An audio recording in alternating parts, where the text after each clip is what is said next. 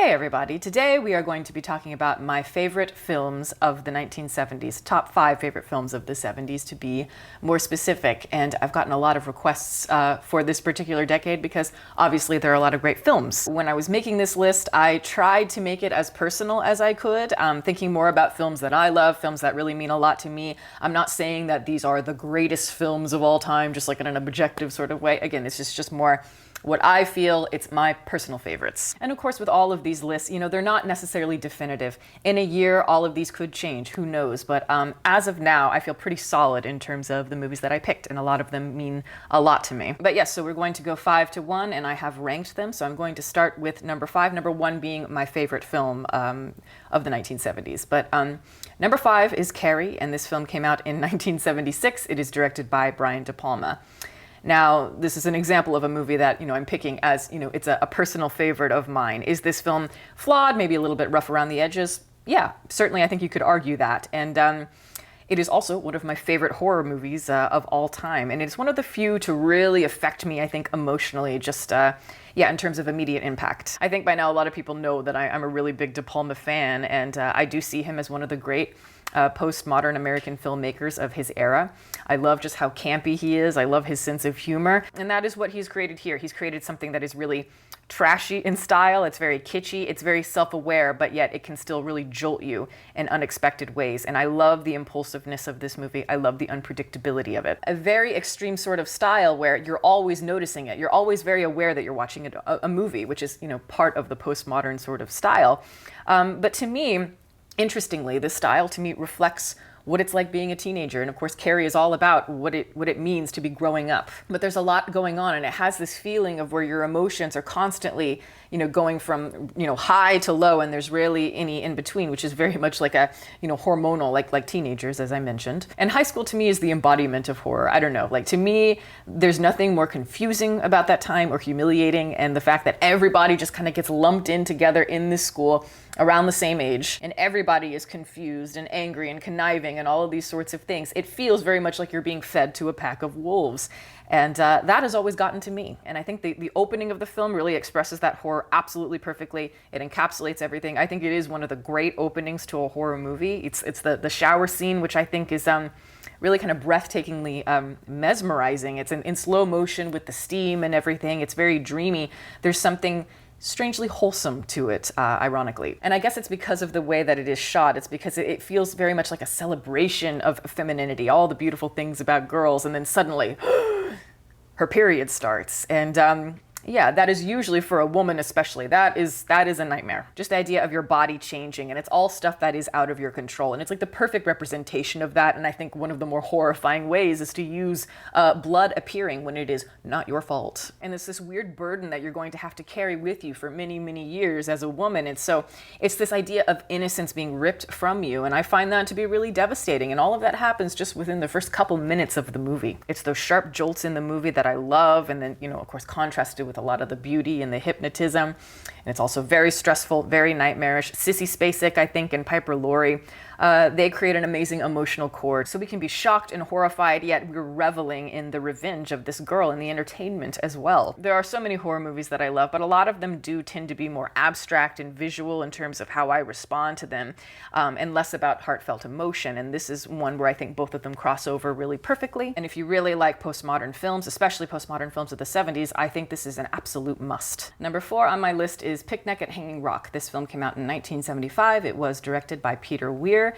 And this is perhaps one of the most famous Australian movies ever made, and it's definitely one of the more important ones, heavily contributing to Australian New Wave film. One of the reasons I think I love this movie so much from a personal standpoint is that it's very connected to the way I think that I see the world, the way that I perceive the world. A lot of the things that I carry in my mind are the types of things that I feel like language can't really encompass, and I feel like that is really the feeling that exists in this movie all the way through. It's about schoolgirls that are on a field trip, a day trip to the great outdoors, and they disappear, never to be found again. And the film is simply about the aftermath of those events and how the whole town copes and how loved ones react and how just the air in the world just changes. I truly think that the movie is a study in ambiguity, which is a really, really tough thing to pull off well, just because, and I say this a lot, but if a movie is too ambiguous, it feels aimless or maybe meaningless.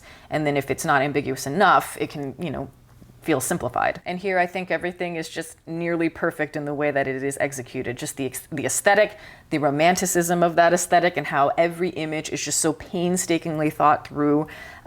It's like they tailored every single thumbprint of every human being on the planet, I swear. There is such a power to the romanticism in this film. And yes, it's romanticism, delicacy, and femininity for sure that is sharply contrasted with a really primal, psychedelic sort of spiritual vibe that is very 1970s in style. And it does remind me very much of like Aguirre, The Wrath of God. The music certainly did. Just a new agey sort of spiritual haze, but there is always this implication of brutality simmering beneath the surface of this movie. And this is one of those movies where when you walk out of it, you're probably going to have a lot more questions than you did actually going in. So if that's not the kind of experience you like, then this may not be for you. And especially with this movie, when you go into it a second time, I remember the first time I did, and I had this idea that I was going to get so many of my questions answered.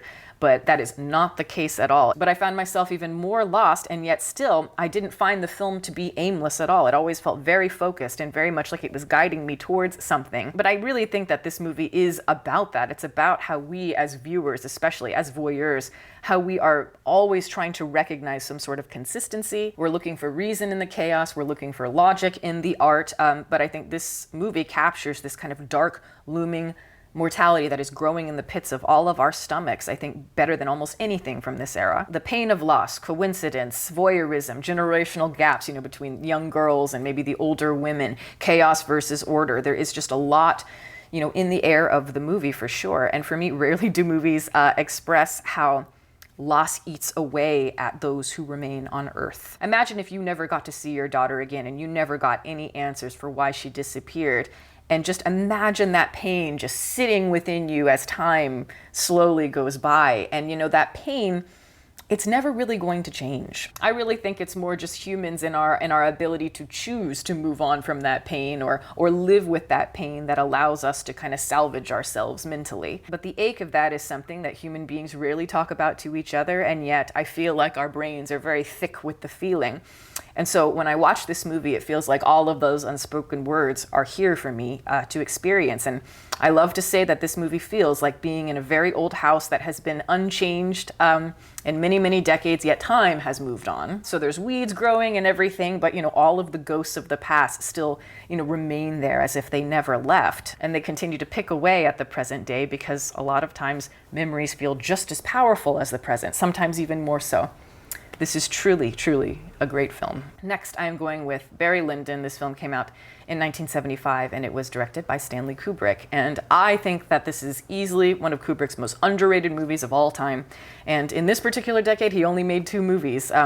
This one, obviously, and Clockwork Orange. Obviously, Clockwork Orange was much more stylized and much more controversial, much more remembered. And for me, that's always been very sad. I mean, I certainly respect A Clockwork Orange a lot, but I mean, this movie to me is so much more powerful just emotionally for myself. Sure, it's like most every Stanley Kubrick film in that, the approach of it is very cold, it's very distant, it's very sterile, and yet I feel like it somehow unlocks some deep examination of the human condition that just happens to take place in this particular era that is very removed from us. And it happens to be about this person, Barry Lyndon, who I have no connection to at all. And yet somehow there is some sort of deep emotion that is evoked within me, often in ways that I cannot pinpoint. And I think that is part of why Stanley Kubrick is so special for me. For me, this film is certainly a tragedy, of course, in the sense that, it reminds us of the way that life slips out of our grasp due to our flaws, due to our mistakes, due to just the nature of time. And yet this film also has a really kind of biting satire, and I think that's why it really works as well.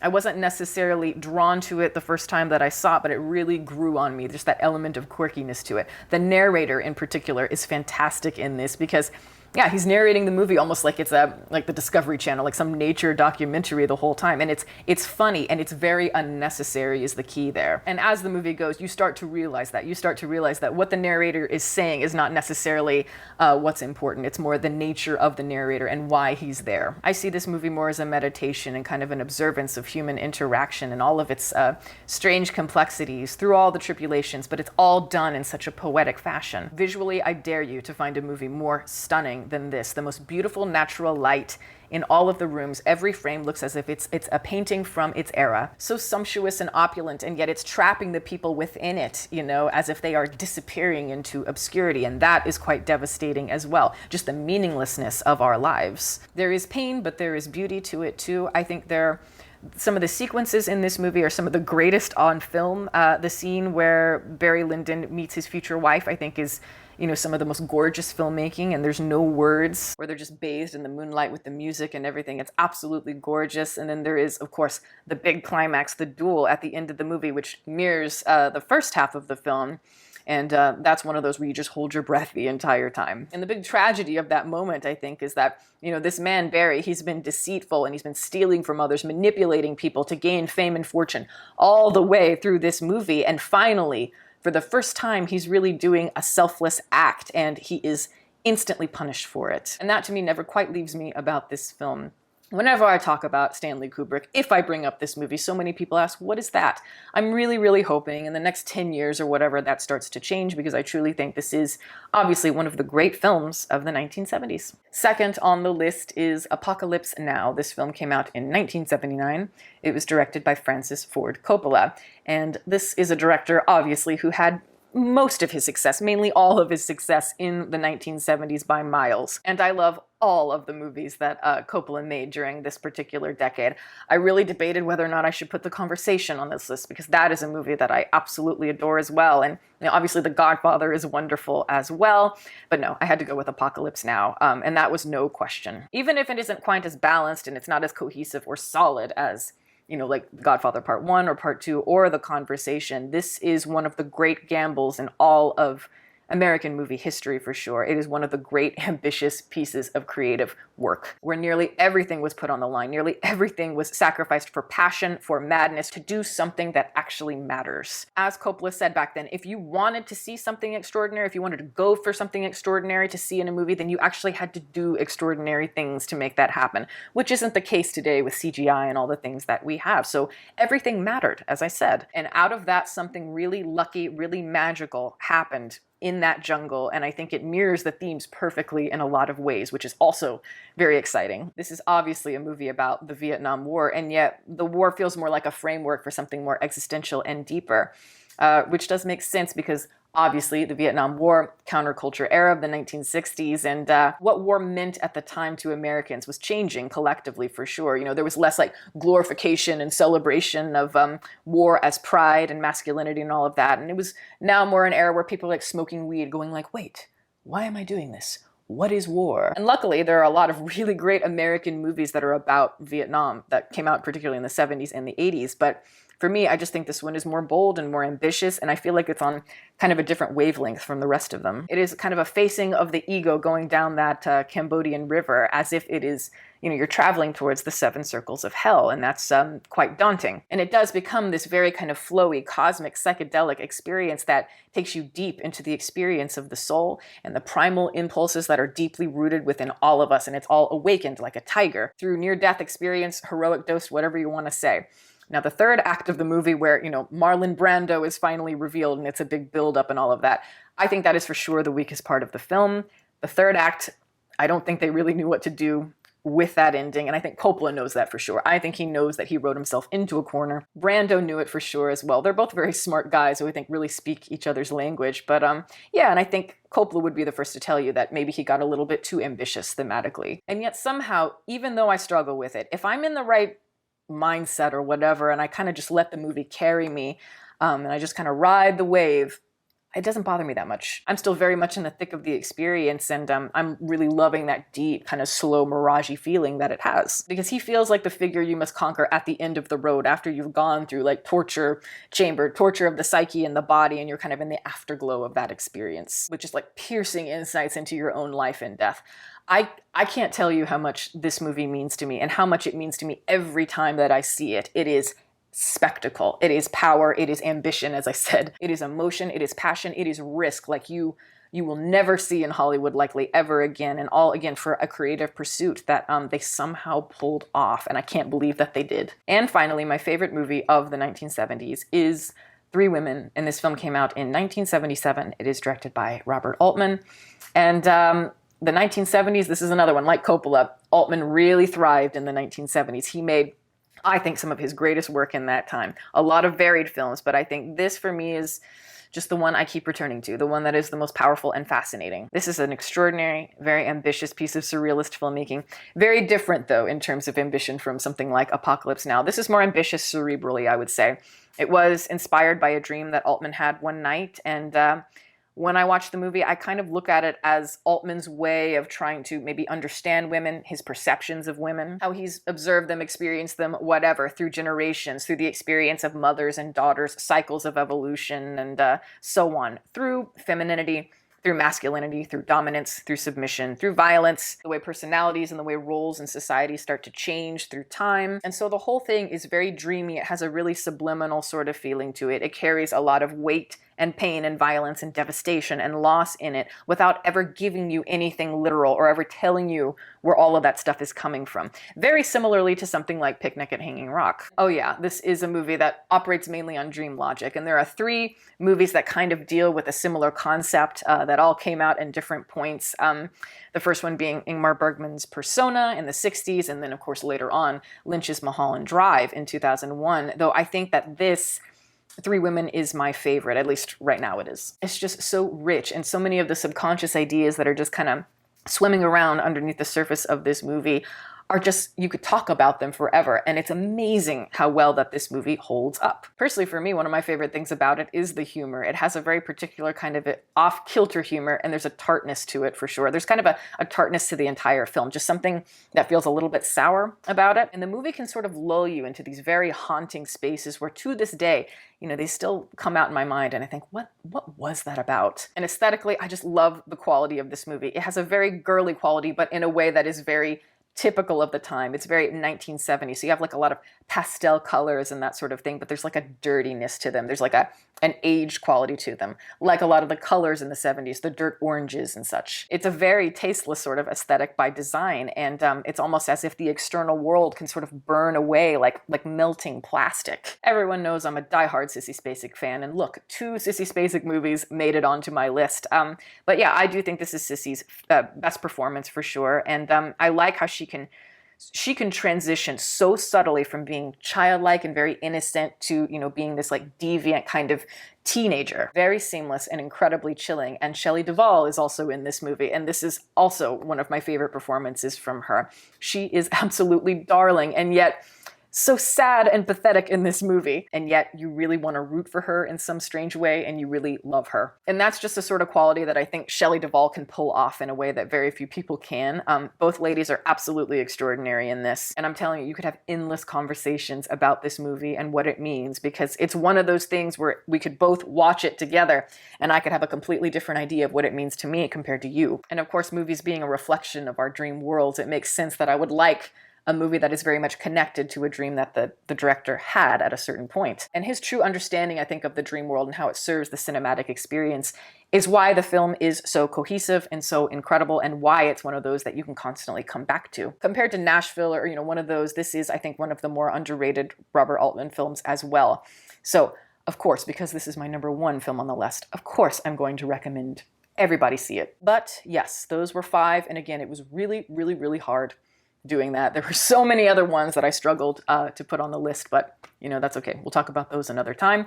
But I would love to hear from you. What are your favorite movies of the 1970s? Just put them in the comments below. Thank you guys so much for watching. I'm going to plug my website. As always, it is deepfocuslens.com.